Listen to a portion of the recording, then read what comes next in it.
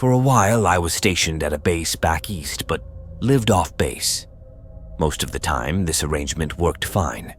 However, every now and then, a sailor would mess up the waste treatment system, which inevitably required my immediate attention. And for some inexplicable reason, these emergencies always seemed to occur at 3 a.m. on my nights off. Military intelligence, I suppose. One such night, I was startled awake by a somewhat panicked call. The cake dropped, and I think the tanks are going to overflow. I groaned inwardly, already knowing the gravity of the situation. A 20,000-gallon tank overflowing would be catastrophic. The cake, in our jargon, referred to the filter, a powdered medium essential to the system's function. I hurriedly got dressed, my mind racing with the potential disaster unfolding, jumped into my car, and sped to the base. The SP on duty saw me approaching, chuckled at my clear displeasure, checked my ID, and waved me through. By the time I arrived, the machine had miraculously sorted itself out, rendering my presence unnecessary. Despite the relief, I hung around for an hour to ensure everything was indeed okay before starting my drive back home. As I was leaving, I noticed one of the ships down by the pier appeared to be on fire. Blink, blink, definitely not good. I quickly called the base fire department on my phone. The officer on duty asked if I could identify the berth. I gave him a general idea, only to have him casually dismiss my concern, saying, "It's nothing," and hang up. Confused and increasingly concerned, I tried again, only for the officer to impatiently inform me that it happens about once a month, there's nothing going on, and to stop bothering him. Reluctantly, I left it at that. As I was driving out, I mentioned the incident to the SP, who responded with, "Oh, I've always wanted to see that." Intrigued and slightly unnerved, I asked him to explain, and he shared a chilling and somber story. During World War II, just after the US had entered the war, a tanker used to refuel ships at sea had come under fire from a German U-boat somewhere off the coast. The ship managed to limp back to port, leaking fuel and listing, but still in one piece. While undergoing emergency repairs, a stray spark from one of the welders ignited the fuel pooled in the ship's bilges, causing a catastrophic fire. The blaze raged through the vessel, killing most of the skeleton crew on board, and it took 2 full days to get it under control. Since that tragic event, the ship's fire had been periodically seen by someone on the base, prompting the fire department to check on it. Eventually, the Navy stopped docking ships in that particular berth and instructed the fire department to ignore any reports of a ship burning there. Hearing this story sent chills down my spine. The eerie image of a ghostly ship burning silently in the dead of night was a stark reminder of the lingering echoes of the past. The thought of those poor souls trapped in the inferno, their desperate cries lost to history, haunted me as I drove home. Even now, the memory of that night fills me with a deep, unsettling unease, a testament to the strange and often inexplicable events that seem to linger just beneath the surface of our everyday lives.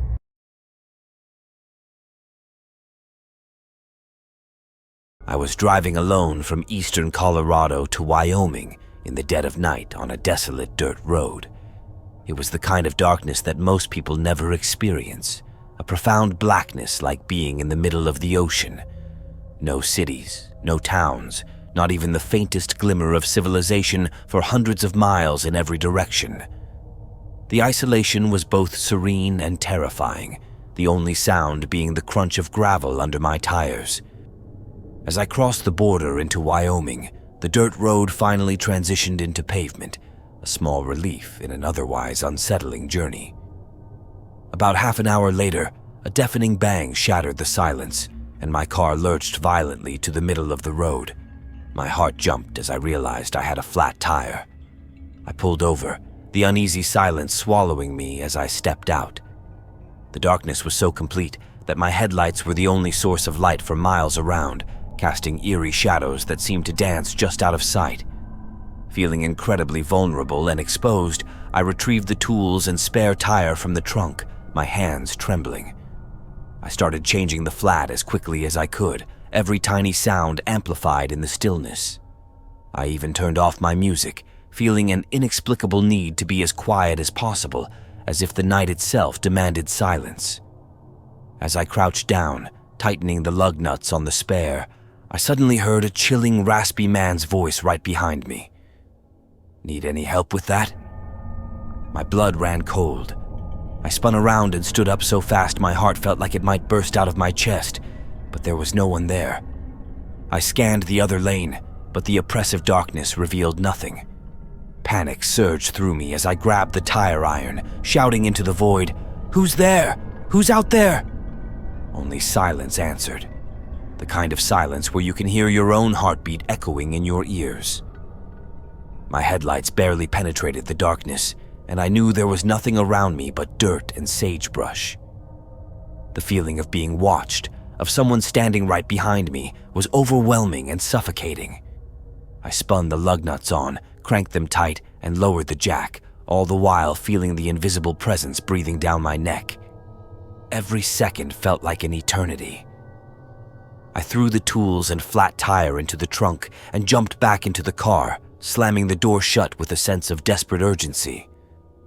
I half expected someone to stop me from closing it, a cold hand grabbing the door or an unseen figure preventing my escape.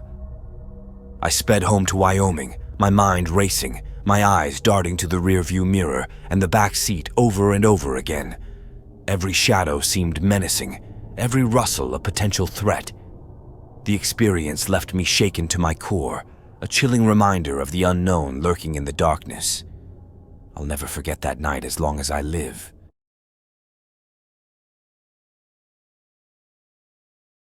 Three years ago, I had an intense argument with my girlfriend. The fight was so heated that it felt like the walls of her house were closing in on me. Overcome with rage and a desperate need to escape, I stormed out, jumped into my truck, and drove off with no clear destination in mind. My mind was a storm of emotions, and I hoped the open road would help calm the turmoil inside me. I hit the interstate and kept driving, the hum of the engine barely soothing the anger that boiled within. An hour later, I found myself in Nashville, but the fury hadn't subsided. Instead of turning back, I pressed on, deciding on a whim to drive all the way to Kentucky before returning home. I had never been to Kentucky, and the idea of reaching a new state felt like a fitting goal to distract myself. By the time I crossed into Kentucky, it was around 2:30 in the morning. The journey had left me hungry and exhausted. I stopped at the first McDonald's I saw, grabbing a Coke and a biscuit before starting my long drive back home. As I approached Nashville on my return trip, I realized my gas gauge was dangerously low. The anxiety from the fight now mingled with a new worry, being stranded on the road in the middle of the night. I pulled off Interstate 65, went down the off-ramp, and hit a traffic light. I made a left turn and hit another light. This is when things started to get really weird. When I pulled up to the light, I noticed something odd. The only other car on the road was stopped at a green light to my right. It struck me as strange, but I dismissed it, thinking the driver might be tired given the late hour. As I waited at the red light, the car suddenly rolled forward, passed through the intersection, and stopped under the overpass for the interstate. Their brake lights lit up, and then their headlights went out. My heart started to race. There they were, waiting under the overpass, while I sat in the turn lane, the gas station just beyond them. My anxiety skyrocketed, every instinct telling me something was off. I watched as my light turned green and then back to red, waiting to see if the car would move, but it remained stationary. When the light turned green again, I flicked on my high beams and slowly crept through the intersection, trying to make out the driver's face, but it was too dark. As soon as I passed them, their headlights flicked back on, and they started moving again. Fear gripped me as I stared at their headlights in my rearview mirror, barely paying attention to the road ahead. The feeling of being followed was intense, and every nerve in my body was on high alert. I made it the short distance to the gas station, feeling a slight sense of relief when I saw a cop car parked out front. I parked at the pump, my hands shaking as I started refueling. I watched the car pull into the station and park. A man got out, and from the moment his head emerged, he stared at me with the most maniacal smile I'd ever seen, shaking his head from side to side. The sight sent chills down my spine.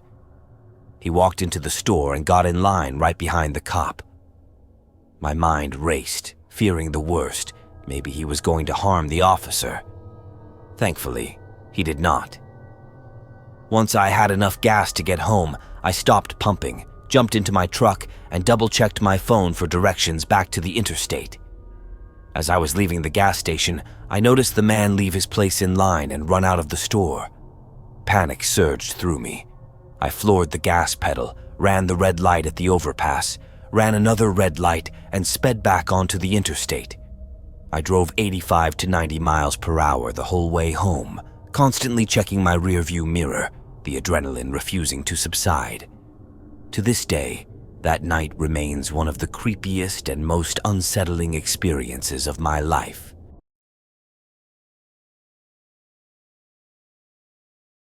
Just about a week or two ago, I experienced something truly unsettling. It was around 2 a.m., and I was on my way to work. The night was still and unnervingly quiet, the kind of silence that makes your skin crawl.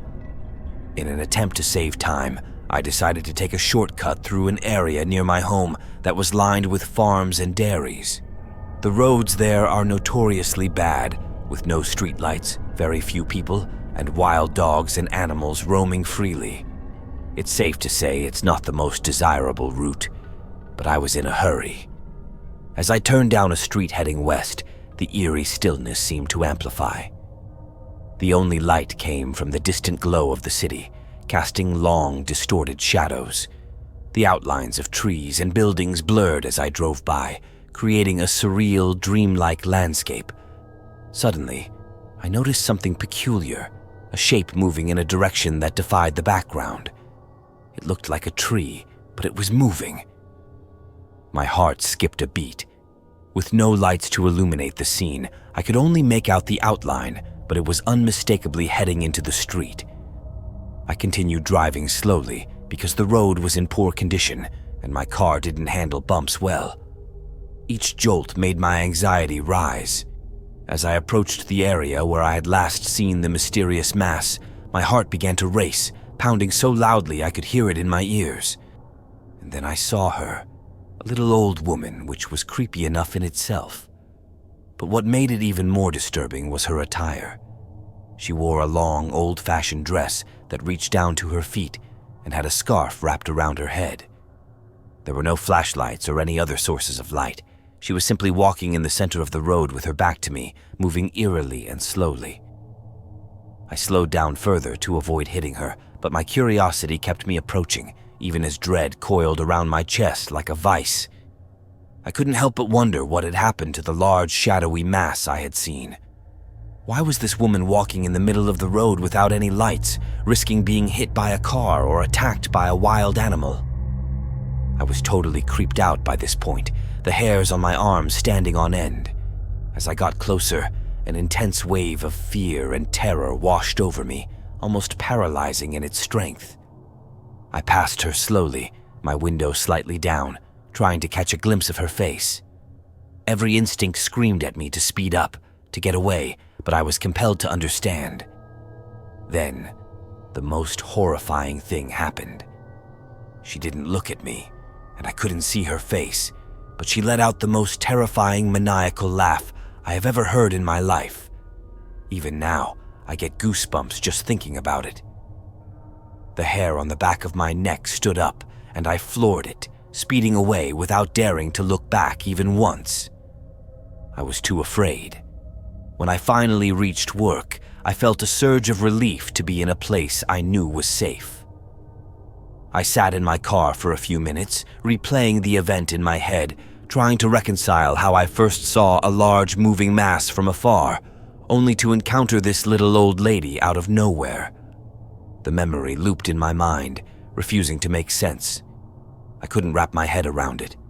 The experience still makes me fearful of ever taking that street again, even in the daylight.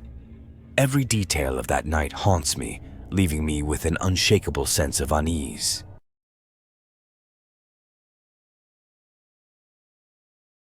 I live in the southern part of Texas. One night, around 2 a.m., my friend and I were hanging out, feeling restless and searching for something to do. We decided to drive around, hoping to stumble upon some late-night adventure that would break the monotony. The night was thick with a quiet stillness, and the streets were nearly deserted, adding a surreal edge to our aimless journey.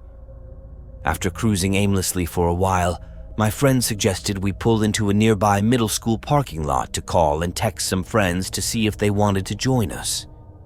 The parking lot was right off a major road, and my only concern was the possibility of a cop pulling in to see what we were up to. About 20 minutes passed as we tried to get a hold of some friends, the eerie silence of the night pressing in around us. Just as I was beginning to think that maybe this was a bad idea, out of nowhere, 2 trucks pulled into the entrance. My friend immediately suggested we leave. I was about to agree when I noticed a 3rd truck entering through the exit. Panic set in, tightening my chest like a vice. My friend and I started freaking out as the 3 trucks looked like they were about to start circling us. In a frantic rush, my hands trembling, I threw my car into drive and gunned it before they could trap us. I peeled out of the parking lot, my heart racing, only to glance in my rearview mirror and see the trucks right behind us. My friend, his voice trembling with anxiety, observed that the men in the trucks appeared to be rather large, which only intensified my panic. I floored it, my foot pressing the gas pedal to the floor, heading towards my house in a desperate attempt to lose them. But they were still hot on our trail, their headlights glaring ominously in the darkness. Halfway home, fear gripped me at the thought of them following us into my driveway. At 18, I was very skinny and relatively short, while my friend, though tall and a regular weightlifter, couldn't take on 3 trucks full of large men. Panicking, I called my brother, who was 20 at the time and in great shape, and told him to meet me outside with his machete because we were being chased by 3 trucks full of large men. As I turned onto the street that led to my house, the trucks were still close behind, their engines roaring like predators in the night. I pulled into my driveway, my heart pounding so hard it felt like it would burst from my chest. To my immense relief, I saw my brother standing there, his silhouette a beacon of hope, clutching his machete. Thankfully, the trucks didn't follow us into the driveway. Instead, they drove slowly past my house, their headlights illuminating the fear etched on my brother's face before speeding off into the night. The whole ordeal left me shaken to my core. To this day, we have never seen those trucks again. The lingering question of what they might have done if they had caught us still haunts me, a dark shadow that looms over my memories of that terrifying night.